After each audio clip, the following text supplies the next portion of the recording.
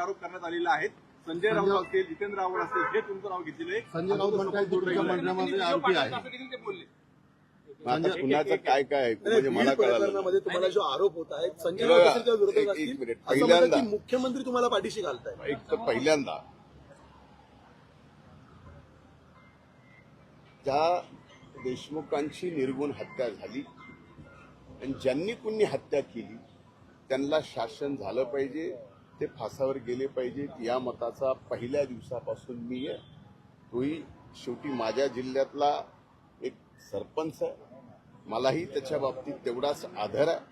आता यात जे कोण गुन्हेगार आहेत त्या सर्वांना फाशीची शिक्षा करा, मग तो कुणी असो, कुणाच्याही कितीचंही कुठल्याही जवळचा असो, अगदी माझ्याही कुणी जवळचा असो, तर त्याला सुद्धा सोडायचं नाही हा एक व्यक्ती म्हणत असताना फक्त राजकारणापोटी माझ्यावरती काही जणांनी आरोप करणं याच्या मागे काय राजकारण असू शकतं हे आपण समजू शकता. धन्यवाद.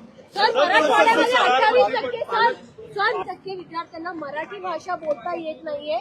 इंग्रजी हिंदी तर दूरच राहिली. अहवाल आला आहे, मुलांना मराठी देखील बोलता येत नाही मराठवाड्यात. मला तो अहवाल पाहावा लागेल. सर ज्या प्रकारे वाल्मिक कराड यांच्यावरती आरोप स्पेशली वाल्मिक कराड यांना घेऊन तुमच्याशी जी जवळीक होती, वाल्मिक कराड यांचे जे तुमचे संबंध आहेत का? एक लक्षात घ्या, वाल्मिक कराडांची जवळीक सुरेश दसांच्या सोबत होती, माझ्या जवळच्या तर त्या आहेतच. त्यांच्यावरती जो गुन्हा दाखल झालेला आहे त्याची चौकशी पोलीस या ठिकाणी करतीये आणि त्या ठिकाणी तीही अतिशय पारदर्शकतेपणानं चौकशी झाली पाहिजे या मताचा मी आहे. त्यामुळं शासन कुणालाही पाठीशी घालत नाही. पण एखाद्याला आत्ता मलाही माहित नाही मी कधी एवढा मोठा झालो, पण मला आणि माझ्या विरोधात सकाळी सकाळी बोलल्याशिवाय एखाद्या दिवस उजळत असेल त्याच्या पलीकडे आपण काय बोलू शकत मीडिया ट्रायलमध्ये तुमचं नाव खराब केलं जातं. हे सरळ आहे की मीडिया ट्रायलमध्ये माझं नाव खराब करण्यासाठी अगदी मंत्रिपदाची शपथ घ्यायच्या अगोदरपासून मंत्री म्हणून शपथ घेतल्यानंतर विभाग कुठला मिळावा न मिळावा याच्यासाठी आणि त्याच्यानंतर बीडचं पालकमंत्री कुणी व्हावं कुणी न व्हावं, आता हा सगळा विषय मी माझ्या पक्षाचे नेतृत्व आदरणीय अजितदादांकडे आणि राज्याच्या मुख्यमंत्र्यांकडे दिलेत. आता राहिला विषय चौकशीचा, तर चौकशी एवढ्या गतीनं या ठिकाणी चालू आहे ती लवकरात व्हावी. आणि एवढंच नाही तर हे खुनाचं जे प्रकरण आहे ते भयंकर आहे, त्याचा फास्ट ट्रॅक कोर्टामध्ये हा गुन्हा त्याचं चालू केला पाहिजे. लवकरात लवकर चार्जशीट या ठिकाणी झालं पाहिजे. ज्या त्या गोष्टी निष्पन्न होत आहेत त्या लगेचच कोर्टात पुढे आणून फास्ट ट्रॅकमध्ये आरोप करतायत.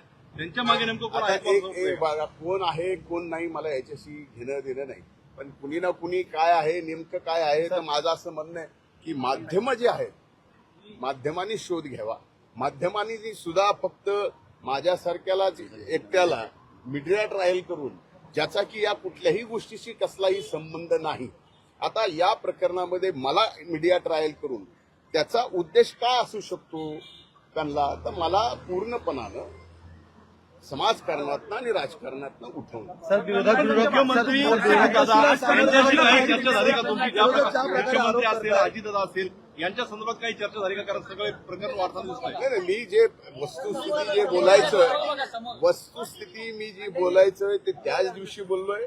त्यांना पूर्णपणानं सांगितलंय की यात कुणीही असेल त्याला सोडायचं नाही. ज्यांनी कुणी केलंय ही जी हत्या करणार आहेत ज्यांनी कुणी केलंय निष्पन्न झाल्यानंतर त्यांना सुद्धा फाशी दिली गेली पाहिजे.